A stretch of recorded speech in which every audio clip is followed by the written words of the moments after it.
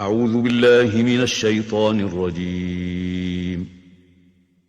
بسم الله الرحمن الرحيم.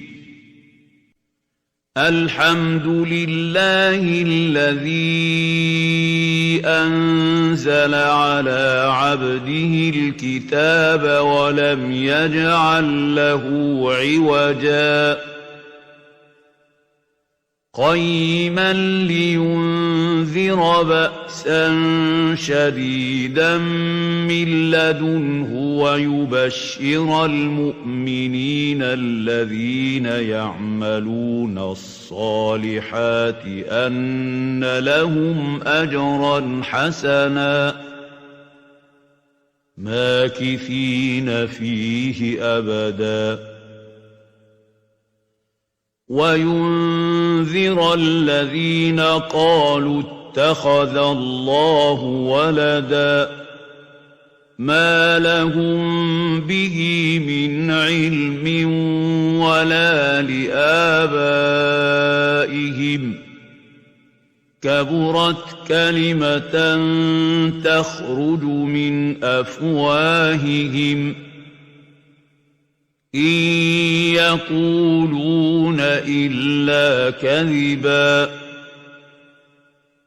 فلعلك باخع نفسك على آثارهم إن لم يؤمنوا بهذا الحديث أسفا إنا جعلنا ما على الأرض زينة لها لنبلوهم أيهم أحسن عملا وإنا لجاعلون ما عليها صعيدا جرزا أم حسبت أن أصحاب الكهف والرقيم كانوا من آياتنا عجبا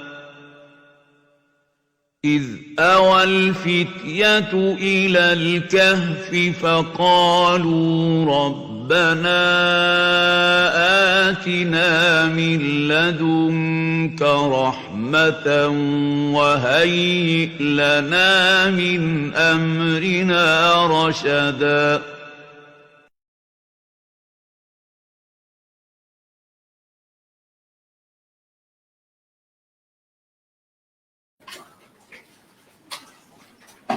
بسم الله الرحمن الرحيم وإذ قال إبراهيم رب اجعل هذا البلد آمنا واجنبني وبني أن نعبد الأصنام رب إنهن أضللن كثيرا من الناس فمن تبعني فإنه مني ومن عصاني فإنك غفور رحيم ربنا إني أسكنت من ذريتي بواد غير ذي زرع عند بيتك المحرم ربنا ليقيموا الصلاة فاجعل أفئدة من الناس تهوي إليهم وارزقهم من الثمرات لعلهم يشكرون ربنا إنك تعلم ما نخفي وما نعلن وما يخفى على الله من شيء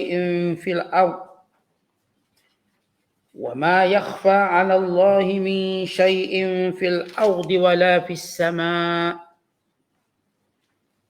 الحمد لله الذي وهب لي على الكبر إسماعيل وإسحاق إن ربي لسميع الدعاء رب اجعلني مقيم الصلاة ومن ذريتي ربنا وتقبل دعاء ربنا اغفر لي ولوالدي وللمؤمنين يوم يقوم الحساب Sadaqallahul azim. Dan ingatlah tak kala Nabi Ibrahim berdoa dengan berkata, "Wahai Tuhanku, jadikanlah negeri Mekah ini negeri yang aman dan jauhkanlah daku dan anak-anakku dari perbuatan menyembah berhala. Wahai Tuhanku, berhala-berhala itu telah menyebabkan sesat banyak di antara umat manusia. Oleh itu sesiapa yang menurutku dalam Islam yang menjadi peganganku, maka ia adalah dari golonganku. Dan sesiapa yang menderhaka kepadaku dengan menyalahi agamaku, maka sesungguhnya engkau maha pengampun, lagi maha mengasihani. Kiranya ia insaf dan bertaubat.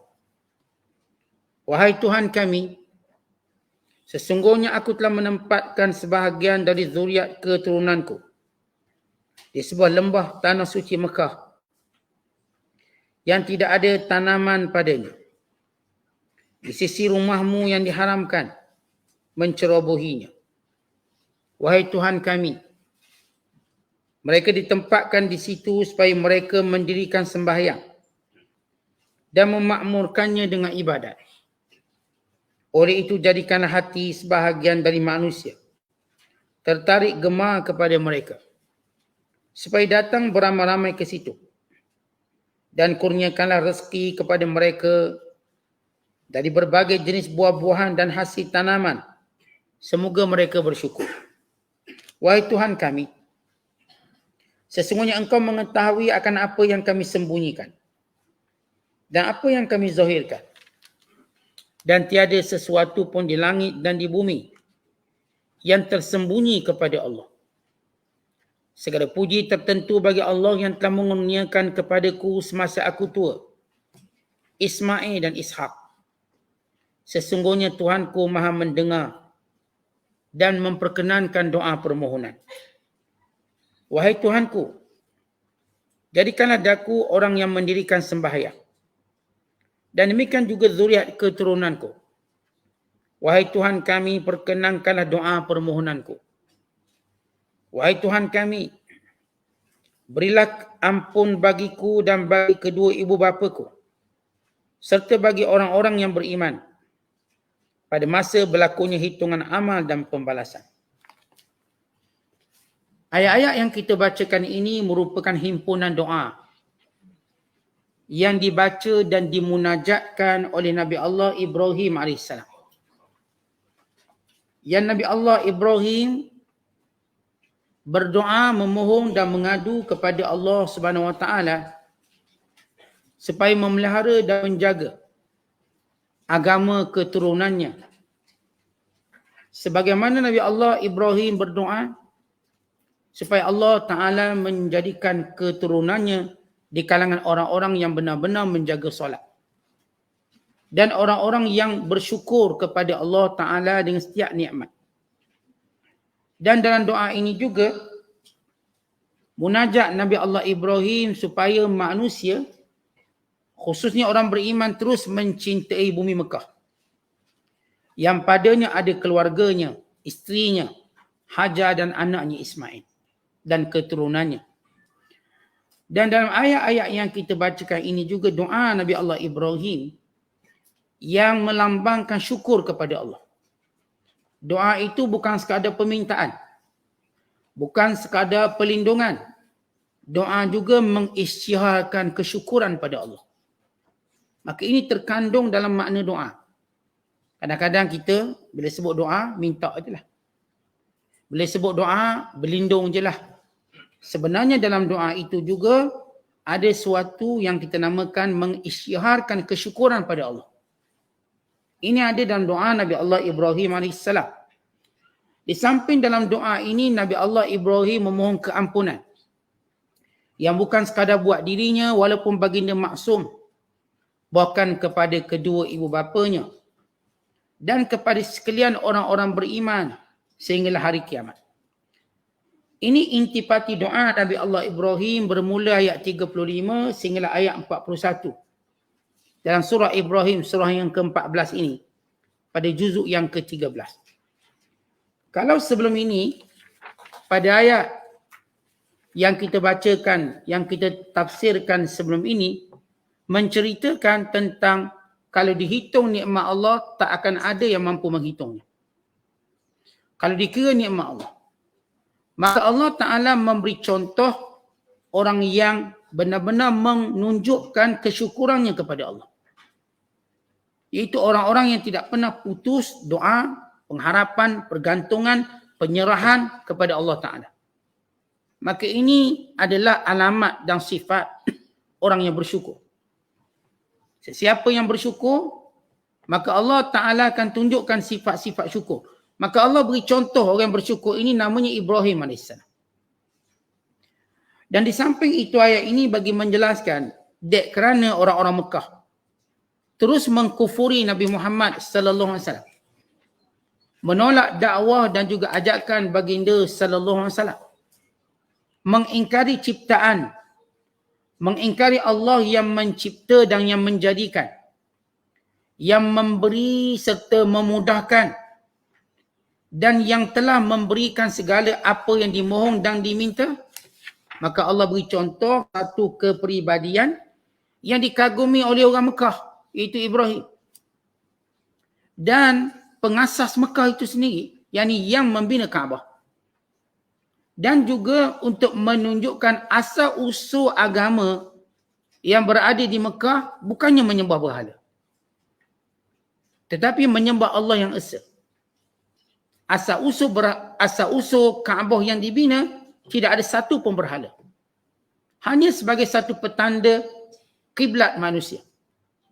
Untuk menghadap Allah SWT, bukannya menghadap kiblat dengan maksud menghadap zahir kiblat, tetapi dijadikan kiblat itu sebagai satu cara penyatuan umat dalam menghadap Allah SWT. Sebab itu kita tak dituntut untuk membina kiblat kat rumah kita dengan maksud buat Kaabah kat rumah kita. Kita cuma mengarahkan ke arah Kaabah. Kalaulah Kaabah itu yang kita dituntut sembah, nescaya kita pun buatlah replika Kaabah tak kat rumah. Atau tak kat mana-mana. Setiap negara Islam buat Kaabah dekat Rambok dan sebagainya. Tidak. Ia cuma arah. Dan tak ada seorang pun ulama yang membenarkan dibuat Kaabah sebagai monumen ataupun sebagai satu tanda-tanda negara. Tidak boleh. Allahumma illa melainkan orang yang nak buat umrah maka dia buat replika untuk memudahkan umrah. Tidak lebih pada itu. Tak adalah nanti kita pun buat dekat Putrajaya satu Kaabah. Sebab kita negara Islam. Indonesia pun buat. Negara ni pun buat. Tidak. Yang Kaabah yang berada di Mekah itu sahaja. Even hatta di Madinah tidak dibuat Kaabah. Kenapa? Kaabah itu cuma lambang kepada arah. Bukan Kaabah itu sendiri. Arah. Dan kerana itulah Allah Ta'ala jadikan keseluruhan Kaabah nanti akan runtuh dan roboh. Namun kiblat tidak roboh dan tidak runtuh. Terus menghadap Allah Ta'ala melalui arah kiblat ini. Maka Allah Ta'ala menceritakan asal-usul bumi Mekah itu sendiri. Dan asal-usul keturunan mereka tidak ada seorang pun menyembah berhala. Dan ini Nabi yang mereka agungkan, Nabi Allah Ibrahim. Kerana kita tahu antara Nabi yang dibanggakan oleh semua agama samawi. Baik Kristian, baik Yahudi. Bukan kalangan penyembah berhala. Mereka mengagungkan Nabi Allah Ibrahim AS. Dan khususnya penyembah berhala Arab. Kerana asal-usul mereka. Allah berfirman, wa idh qala Ibrahim, dan ingatlah ketika Nabi Allah Ibrahim berdoa kepada Allah. Ingatlah ketika mana Nabi Allah Ibrahim AS yang merupakan contoh tauladan kamu, yang merupakan ikutan kamu dalam menyembah Allah dan dalam bersyukur pada Allah. Maka dia berdoa kepada Allah, Rabbi ja'al hazal balad, ya Allah jadikan Mekah ini. Perkataan al-balad di sini atau dinamakan juga sebagai Baladul Amin, dinamakan juga sebagai Ummul Qura, dinamakan juga sebagai Makkah, dinamakan juga sebagai Bakkah, dinamakan juga sebagai Ma'ad. Ini beberapa nama Mekah yang tercatat dalam Al-Quran. Yang kita sebut ni semua yang tercatat dalam Al-Quran. Wa imma dia dinamakan sebagai Al-Balad atau Al-Baladul Amin, atau dinamakan sebagai Makkah atau Bakkah atau Ummul Qura atau Ma'ad dan lain-lain nama. Di mana Mekah punya banyak nama yang Allah Ta'ala sebut dalam Al-Quran Al-Karim. Maka Allah Ta'ala menceritakan, Ibrahim berkata, ya Allah jadikan bumi Mekah ini aminan, yakni aman. Yang dimaksudkan dengan aman di sini ialah tidak ada kezaliman di bumi Mekah. Tidak ada pembunuhan di bumi Mekah. Tidak ada pencolekan di bumi Mekah. Maka ini makna aman. Dan siapa pun yang masuk merasa dibela, dibantu dan dijaga. Sebagaimana Allah Ta'ala sebut dalam Quran. Sesiapa yang memasukinya maka dia menjadi aman. Siapa yang masuk bumi Mekah maka dia akan menjadi aman. Dipelihara oleh Allah Subhanahu Wa Ta'ala. Dijaga oleh Allah Subhanahu Wa Ta'ala. Kemudian Nabi Allah Ibrahim berkata, wajnubni, dan jauhilah aku ya Allah. Wabaniya, dan anak-anakku, yakni keturunanku. Bermula daripada Ibrahim, Ishak dan sehingga seluruh keturunannya. Anak budal asnam, daripada menyembah berhala. Kalau kita lihat di sini, ketika mana Nabi Allah Ibrahim berdoa supaya Mekah ni bumi yang selamat, bumi yang aman, di mana aman itu bukan sekadar untuk manusia, untuk burung-burung, untuk tumbuh-tumbuhan. Di Mekah tak boleh dibunuh orang. Walaupun kesalahannya membunuh, waktu di Mekah dia tak boleh dibunuh. Man dakhalahu kana amina, siapa masuk Mekah maka dia aman. Bahkan tidak boleh dijalankan hukuman di Mekah. Nak jalan hukuman di luar Mekah. Mana-mana jenayah yang dibuat di Mekah, misal kata, maka hukumnya di luar Mekah. Tidak boleh dalam Mekah. Tidak boleh ditumpahkan darah di Mekah. Dan sama juga tumbuh-tumbuhan di Mekah tak boleh dicabut. Walau bukan dalam keadaan ihram. Kita bukan dalam keadaan ihram pun, mana-mana tumbuh-tumbuhan di Mekah tak boleh cabut pokok-pokok dia. Allahumma illa melainkan kalau kita tanam sendiri. Serai kita tanam, daun pandang kita tanam kat Mekah, lalu kita pun cabut nak masak. Itu maka tak salah. Sebab kita tanam. Yang tumbuh sendiri tak boleh. Yang kita tanam boleh. Yang ditumbuh sendiri pokok-pokok, di celah-celah batu dan sebagainya, haram. Mematahkan rantingnya, mencabut daun. Dan demikian juga binatang yang ada di Mekah tak boleh buru. Burung-burung juga tak boleh diburu. Bahkan dilarang kita menakut-nakutkan binatang yang berada di Mekah. Umpama kita menghalau merpati. Yang kita ke Mekah tengok burung merpati, kita pun kejar merpati, halau. Maka ini dilarang. Walaupun anak-anak kita buat, anak-anak kita pun beritahu dia, jangan kejar dia. Kerana semua makhluk Allah Ta'ala dijamin oleh Allah keamanan di sana. Di bumi Mekah. Bahkan kemuncak aman, Dajjal tidak boleh memasuki Mekah. Ini kemuncak aman. Sehingga terselamat dan terpelihara orang-orang beriman di dalamnya. Dajjal tidak boleh masuk di Mekah, melainkan sekeliling Mekah itu dikuasai oleh malaikat-malaikat yang menjaga di setiap pintu masuk. Maka apa yang boleh Dajjal buat cuma keliling Mekah tanpa boleh memasukinya. Dan setiap kali dia keliling, kalau benar di dalam Mekah itu ada orang munafik yang berpura-pura beriman, maka dia sendiri akan terkeluar. Untuk menjadi pengikut Dajjal. Yang telus beriman, Allah Ta'ala pelihara. Allah Ta'ala akan jaga. Dan bila Ibrahim AS berdoa, wajnubni wa baniyya an na'budal asnam. Ya Allah, jauhilah aku. Jauhilah anak-anak aku daripada menyembah berhala. Supaya kami benar-benar menyembahmu ya Allah. Mentauhidkanmu. Ini menunjukkan dalil. Dalil bahawa bila kita doa, mulakan dengan diri sendiri dulu. Walaupun kita rasa kita tak berhajat apa-apa. Kadang-kadang ada orang berdoa, dia rasa dia tak hajat apa-apa. Orang lain. Sebab saya ni orang minta doa untuk orang lain. Ustaz, boleh tak doa anak saya periksa? Boleh tak doa isteri saya sakit? Boleh tak doa suami saya lari dari rumah? Boleh tak doa ni atuk saya ni Ustaz? Boleh tak doa nenek saya? Kita kadang-kadang orang pandang kita mulia dan minta doa macam-macam. Kita lupa doa untuk kita salah. Mulakan dalam berdoa dengan diri sendiri. Lihat Nabi Allah Ibrahim. Ibrahim bila berdoa dia kata apa? Wajnubni. Ya Allah, jauhilah aku. Dia minta untuk dirinya. Walha Nabi Allah Ibrahim maksum. Tidak mungkin Nabi Allah Ibrahim menyembah berhala. Tidak mungkin. Dia maksum. Atau melakukan dosa. Zuriat keturunannya, ya. Tidak maksum. Tapi kenapa Allah Ta'ala memulakan doa? Kenapa Nabi Allah Ibrahim memulakan doa dengan menyebut namanya sendiri? Sebab tu kita bila doa, Rabbi firli wali walidayya. Ya Allah, ampunkan dosaku, dosa kedua bapaku. Rabbi firli walil muslimin. Doa, ampunkan dosaku dan sekalian orang Islam. Apa pun sunat memulakan doa dengan diri sendiri. Walaupun kalau orang suruh kita doa untuk dia, kita doa untuk kita dulu. Untuk menunjukkan kita berhajat kepada doa. Jangan tuan-tuan kita rasa kita tak berhajat pada doa, kita dah ada belaka. Orang ni nak doa. Kita pula rasa kita macam doa mustajab. Maka kita tak perlu. Saya ada belaka dah. Jangan doa. Walaupun kita rasa kita selamat. Kita rasa kita selamat, kita okey. Nabi Allah Ibrahim bukan kata Nabi Allah Ibrahim ini Allah isyaratkan baginda maksum terpelihara. Tapi Nabi Allah Ibrahim tak pernah rasa dia selamat. Dan Allah bila nak berikan kasih sayang, maka orang ni sentiasa bimbang dirinya. Takut Allah murka, takut tergelincir. Walhal dia berada dalam penjagaan Allah Subhanahu Wa Taala. Maka sesudah Nabi Allah Ibrahim doa untuk dirinya dan untuk anaknya supaya terpelihara daripada menyembah berhala. Kenapa? Kerana ramai yang terfitnah dengan berhala. Sehingga Nabi Allah Ibrahim kata apa? Rabbi innahunna, wahai Tuhanku. Dia asal kata Rabbi. Rabbun Tuhan, Rabbi Tuhanku. Ini dalam kaedah imla Al-Quran tidak diisbatkan ya. Terus dipendekkan jadi Rabbi innahun. Asalnya Rabbi innahun. Tuhanku. Rabbi innahun. Tuhanku sesungguhnya berhala-berhala itu. Innahunna adlalna kathiran minan nas. Telah menyebabkan ramai manusia sesat. Berhala ni dia tak bernyawa.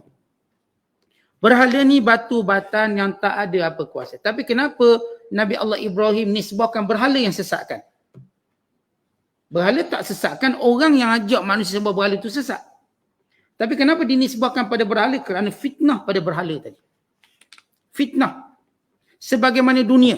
Dunia ni tak salah apa-apa. Orang yang ajak kepada dunia itu. Fitnah yang ada pada dunia. Dan ada benda-benda yang Allah jadikan padanya ada fitnah. Fitnah maknanya ujian. Ujian berat. Bagi lelaki dengan tengok perempuan ada, pada wajah wanita itu ada fitnah. Bagi perempuan pada wajah lelaki itu ada fitnah. Dan ia berterusan. Sekalipun kita dah kahwin, kita dah beranak pinak, fitnah itu tak ada. Lelaki yang memandang perempuan, perempuan memandang lelaki, fitnahnya ada. Sebagaimana dunia, walaupun kita dah tua, kita tetap melihat dunia ini sesuatu yang kita nak miliki. Padahal dah tua, nak apa benda, dah gigi palsu dah pakai. Kita pun dah semua benda dah tak kuat. Tapi kita tetap cintakan dunia.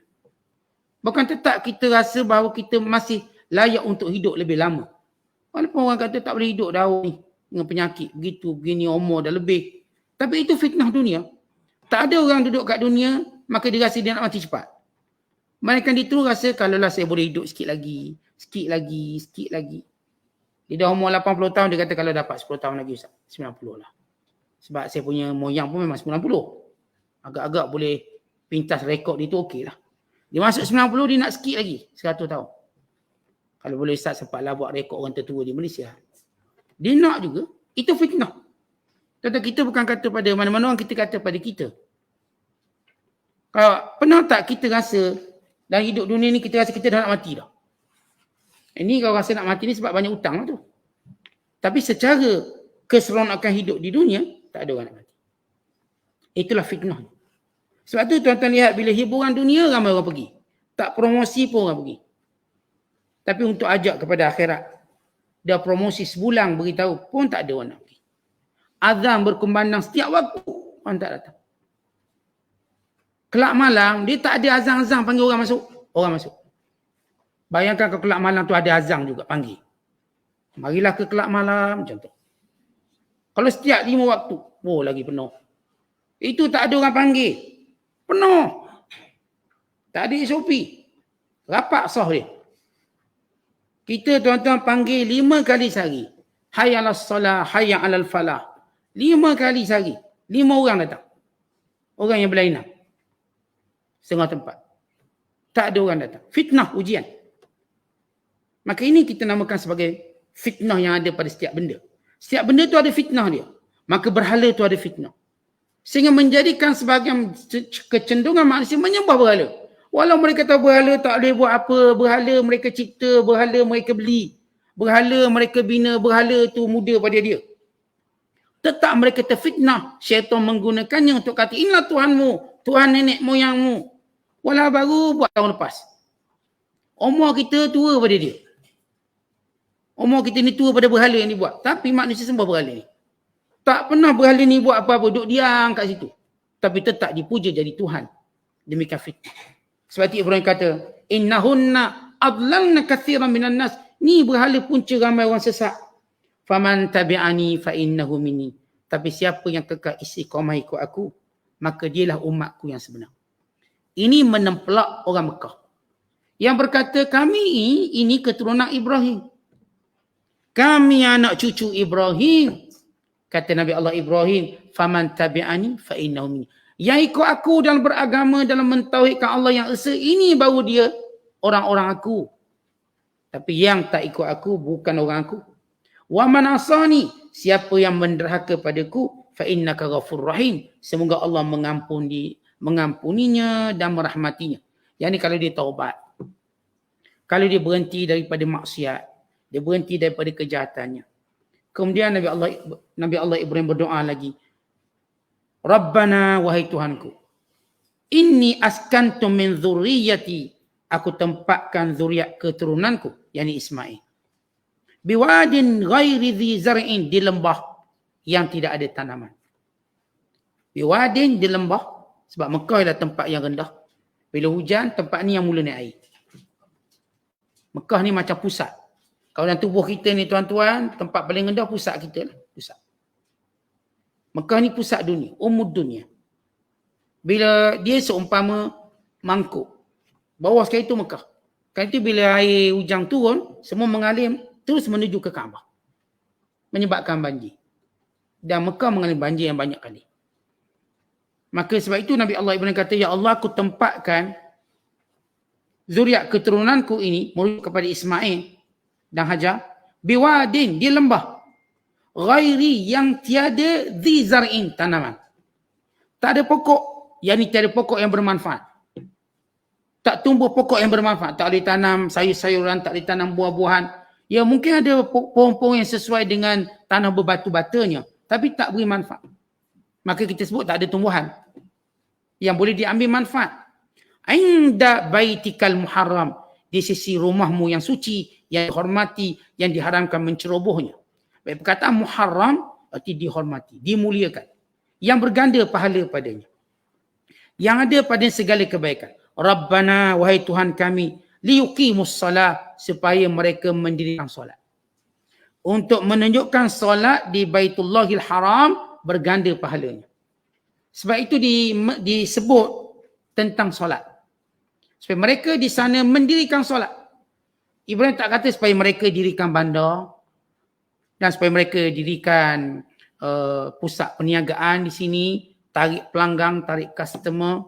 Tak. Aku tempatkan zuriatku di sini supaya mereka mendirikan solat. Untuk menunjukkan asas tamadun Islam, asas pembangunan dalam Islam ialah solat. Tak guna pembangunan yang ada segala bangunan dan segala infrastruktur, segala muyassirat, segala kemudahan, namun tidak ada solat di dalamnya. Maka ini adalah tamadun kekufuran. Bukan tamadun Islam. Tamadun Islam asasnya bermula daripada solat. Sebab itu kita lihat tamadun Islam bermula, kalau Nabi Allah Ibrahim mula bina Baitullahil Haram. Nabi Muhammad SAW mula membina Masjid Nabawi. Dan Allah sebut dalam Quran, alladzina immakkannahum fil ard aqamus salah. Orang-orang yang kami beri kuasa atas dunia, mereka mendirikan solat. Ia menjadi agenda negara, agenda tamadun. Bukan dia merupakan pengisian utama dalam tamadun Islam. Sebab itu bila kita sebut perkataan tamadun ataupun hadarah atau disebut civilization, ia merujuk kepada, kalau dalam penafsiran barat, ia satu bentuk susunan perbandaran. Dengan adanya sistem pengairan, sistem perumahan, ada sistem sekian-sekian, mereka namakan sebagai hadar, tamadun. Tapi dalam Islam tidak. Itu cuma aspek-aspek material yang ia akan berlangsung secara evolusi, tatawur. Ia akan bergerak secara fitrah, secara keperluan manusia. Tetapi perkara yang berdasarkan pada perintah dan wahyu ialah solat.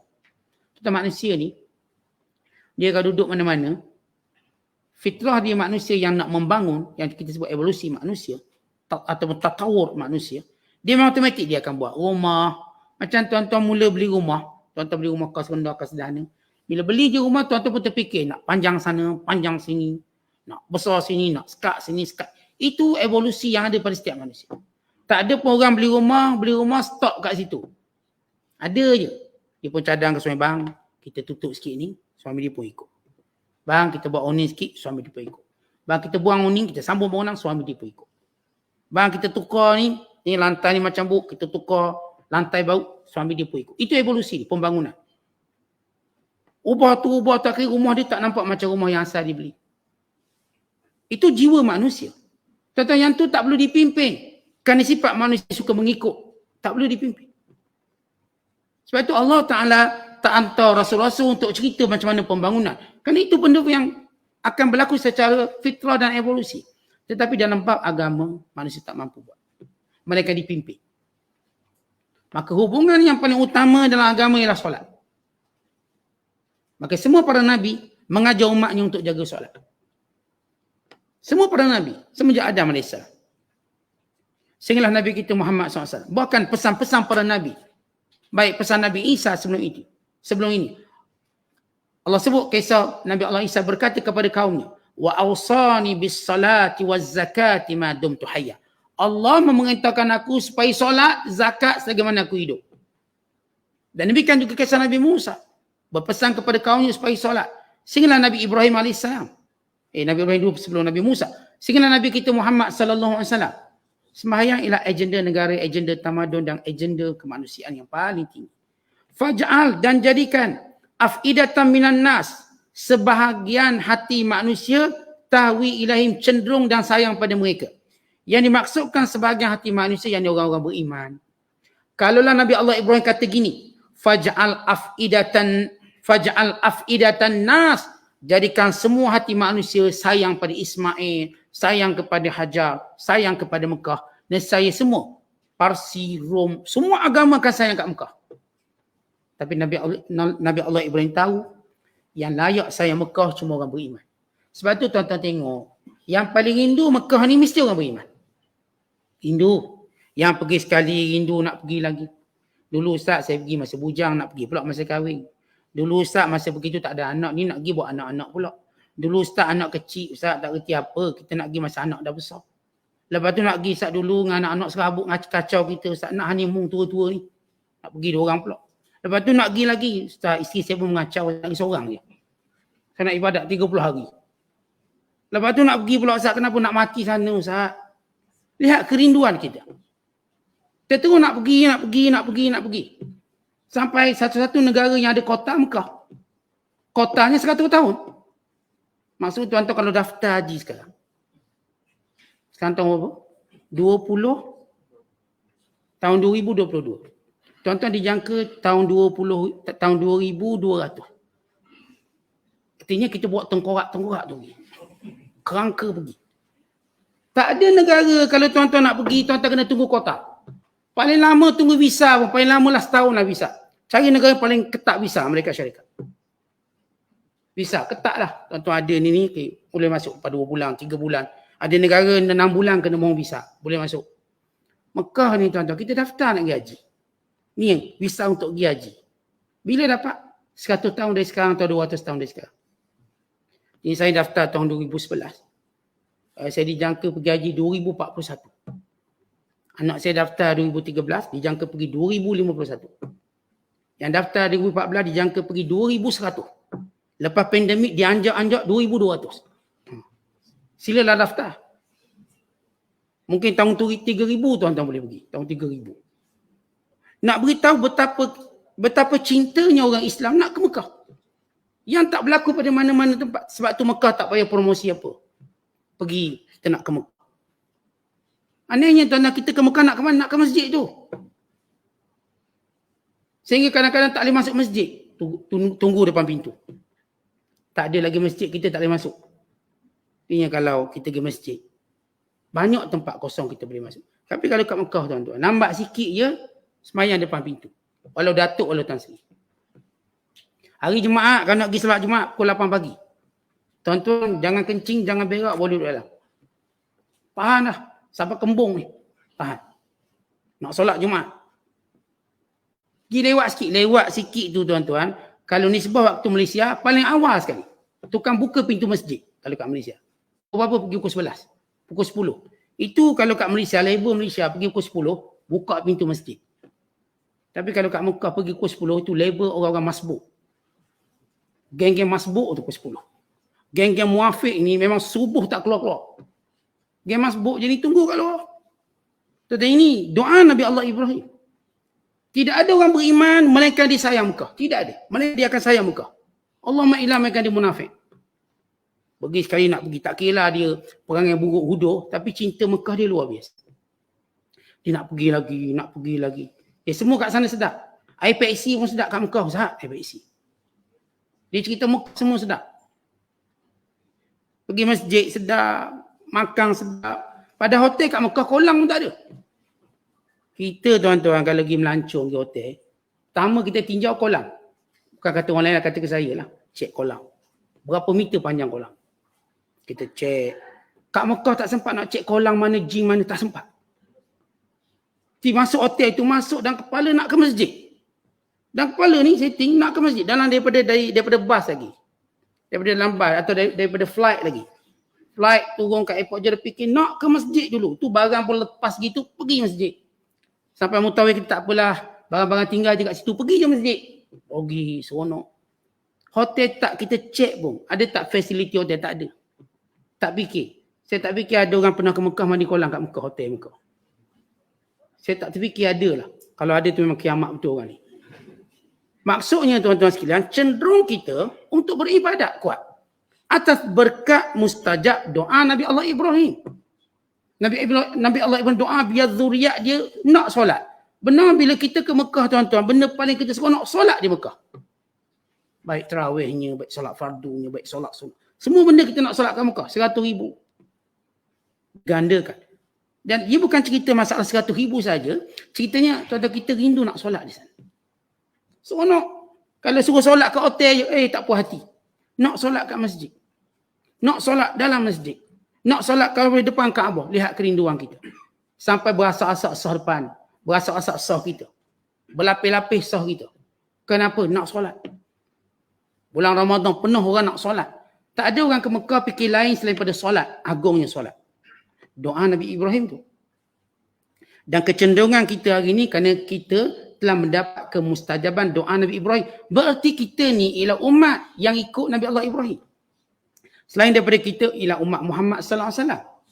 Kita benar-benar mengikut manhaj yang Nabi Allah Ibrahim dapat, yang Nabi Allah Ibrahim hidup dengannya. Mencintai Mekah. Mendirikan solat di sana. Warzuqhum, dan kurniakan kepada penduduk Mekah itu. Minas samarat, buah-buahan. La'allahum yashkurun. Semoga mereka bersyukur. Tentang Mekah ni, Ibrahim dah sebut dari awal, wadin ghairi zi zar'in. Lembah yang tak ada pokok. Mari mana pula buah? Daripada mana pula datang segala buah-buah 4 musim? Tuan-tuan di Mekah, semua buah 4 musim ada di Mekah. Semua. Termasuklah musim tropika sekali ada. Durian ada. Semua ada. Ini berkat doa Nabi Allah Ibrahim. Bahkan kalau kita baca sejarah, Mekah ialah negara interport yang pertama dalam dunia. Apa maksud interport? Dia import export. Artinya dia tak ada sumber, dia ambil sini, dijual sini, dia ambil sini, dijual sana. Dia tak ada sumber apa-apa. Mekah tak ada sumber apa-apa. Pokok tak ada, buahnya tak ada, sumber airnya terhad. Tetapi segala buah-buahan atas dunia ini ada kat Mekah. Segala buah-buahan kat dunia. Segala bentuk barang-barang ada kat Mekah. Tuan-tuan nak barang apa? Semua ada kat Mekah barang-barang tersebut. Jadi kalau barang RM2, barang RM3, semua ada kat sana. Sekecil-kecil barang, sebesar-besar barang. Dan semua jenis buah. Ini doa Nabi Allah Ibrahim. Sehingga duduk Mekah, tapi boleh makan semua buah. Duduk Mekah, yang saya katakan tempat kering kontang, lembah yang tak ada tumbuhan. Tapi anehnya semua buah-buah ada kat situ. Dilimpahkan. Dijadikan di pusat perniagaan yang hebat. Dikayakan penduduknya, dimewahkan penduduknya. Kurma tak pernah putus. Tuan-tuan pernah tak pergi ke Mekah, kurma tak ada? Kita pergi Langkawi, banyak kali coklat tak ada. Tak ada coklat. Pergi Langkawi. Pergi Mekah, tuan-tuan pernah tak pergi, kurma tak ada. Tak pernah. Kismis tak ada ke, boting tak ada? Ada. Buah apa yang tak ada? Apple tak ada ke, anggur? Sentiasa ada. Ini doa Nabi Allah Ibrahim. Supaya yang duduk kat Mekah tengok. Bumi Mekah ni tak subur untuk apa-apa pokok. Tapi semua pokok, semua buah-buahan ada. Semua perniagaan ada. Supaya mereka bersyukur, lihatlah kurnia Allah. Allah kurniakan Mekah yang tanahnya macam gitu, tapi semua buah ada. tempatnya pedalaman, tersorok, di lembah, bukan tepi sungai. Mekah bukan tepi pantai sebagaimana bandar-bandar yang wujud atas dunia ni. Mekah tu betul-betul pedalaman. Kalau kita cerita ni macam hulu, ke dalam betul-betul.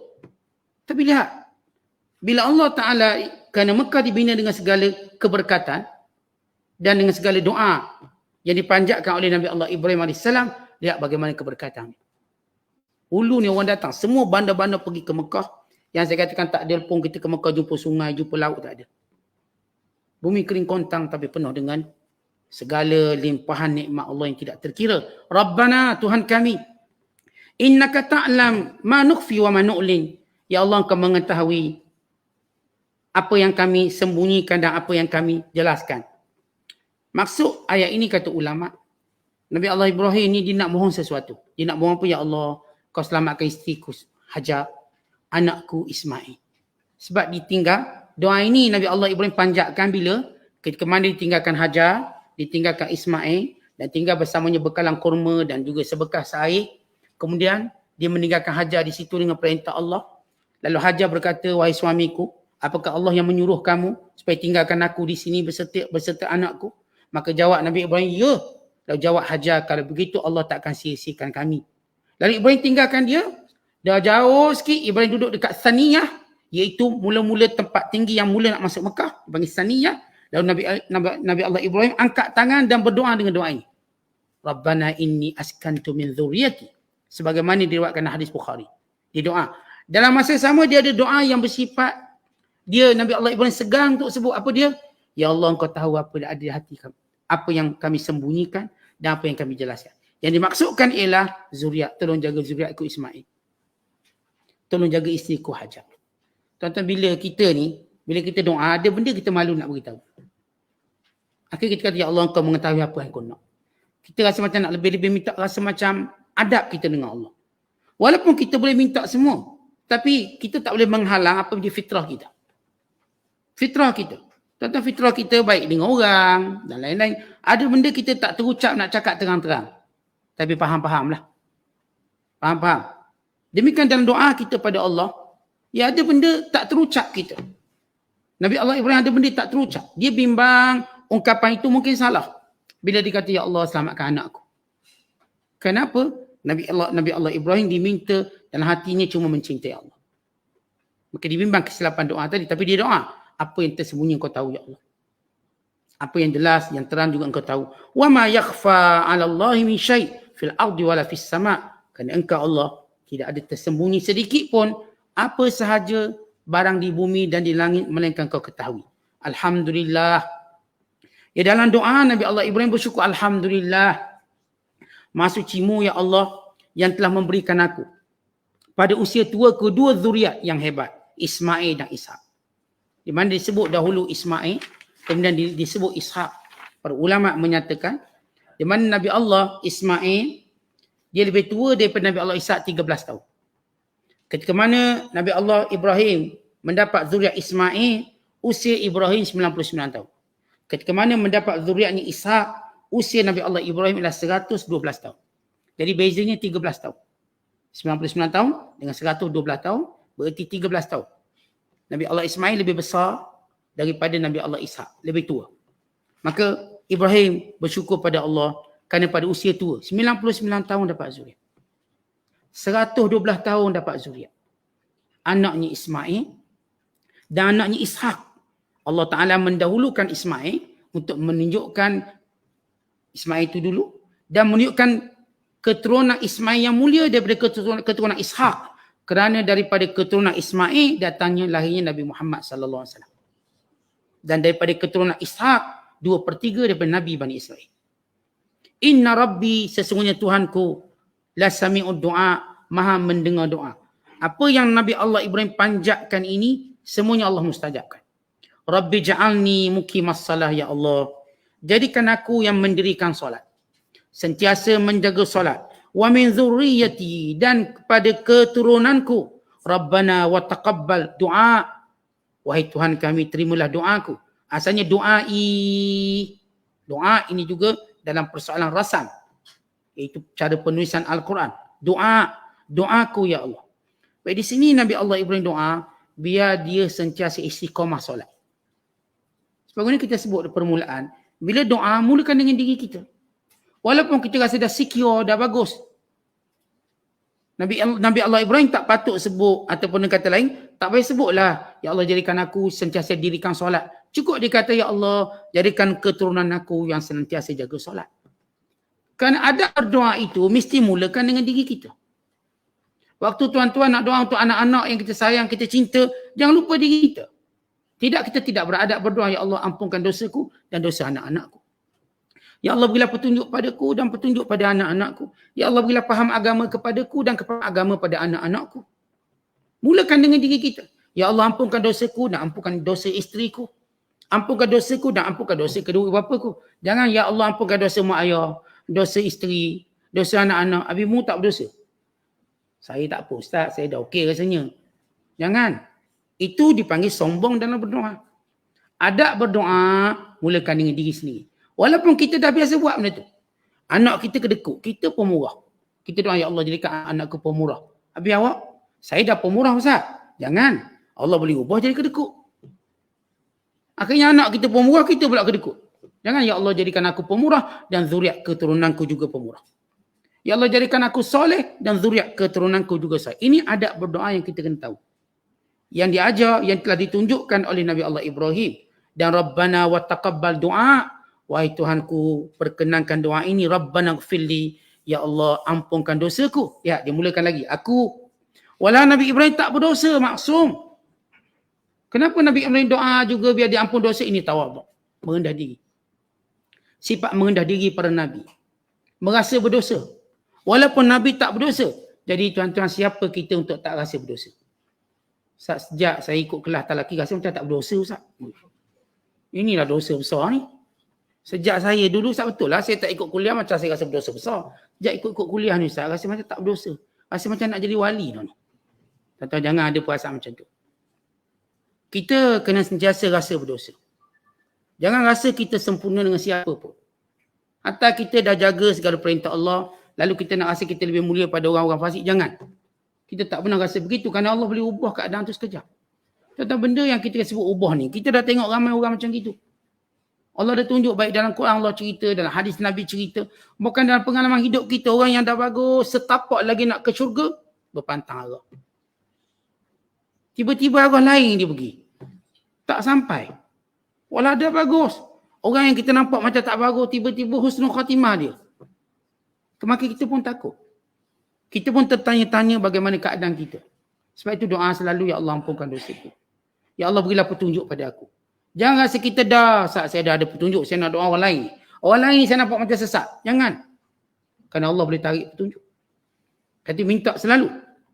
Wali walidayya dan kedua ibu bapaku. Walil mu'minin dan sekalian orang beriman. Yauma yakumul hisab. Pada hari nanti berlakunya kiamat. Diampunkan. Baik, kenapa disebut kedua ibu bapa? Kita kan dah belajar bahawa ayah Nabi Allah Ibrahim kafir. Kata Hasan al-Basri, ibu Nabi Allah Ibrahim beriman. Inna ummahu kanat mu'minatan wa imma istighfaruhu li abihi fakana am mau'idatin wa'adaha iyah. Mak Nabi Allah Ibrahim dia beriman. Sebab itu kalau kita baca dalam sirah, bila Nabi Allah Ibrahim keluar daripada api di mana Namrus menghidupkan dengan rakyatnya untuk membakar Nabi Ibrahim, yang pertama sambut Ibrahim ialah ibunya. Maka ibunya pertama gembira dengan selamatnya Ibrahim, maka dia beriman. Ada pun ayahnya kafir, kekal kafir. Sebab disebut dalam hadis yang banyak. Dan dalam ayat Quran sendiri. Tetapi kenapa Nabi Allah Ibrahim berdoa Allah ampunkan ayahnya? Kerana belum ada larangan mohon ampun pada orang kafir. Tetapi ketika turunan ayat dan perintah melarang mohon ampun pada orang kafir, Nabi Ibrahim pun stop doa. Allah berfirman, "Wa ma kana istighfaru Ibrahim li abi illa an mau'idatin wa'adaha iyyah." Falamma tabayyana lahu annahu aduwwun lillah tabarra'a min inna Ibrahim la'awwahun halim. Dan surah Taubah ayat 114 kata Allah, dan tidaklah doa memohon keampunan Ibrahim kepada ayahnya melainkan satu tempoh yang Ibrahim berjanji untuk melakukannya. Tetapi bila jelas bahawa ayahnya adalah musuh Allah, maka dia berlepas diri daripada ayahnya. Jadi tak lagi doa. Artinya Ibrahim doa keampunan pada ayahnya, pada ibunya. Adapun ibunya kita dah sebut kata-kata Hasan Basri, innaha mu'minatun, dia beriman. Adapun ayahnya kerana Ibrahim AS menyangka bahawa walaupun kafir boleh mohon keampunan kerana belum ada larangan.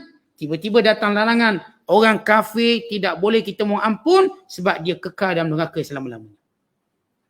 Kita lihat bagaimana doa Ibrahim, lihat adab dalam doa Nabi Allah Ibrahim, dan lihatlah doa ma'thur ini untuk kita hafal, untuk kita baca, menjadikan sebahagian daripada doa kita. Wallahu a'lam bishawab. Assalamualaikum warahmatullahi wabarakatuh.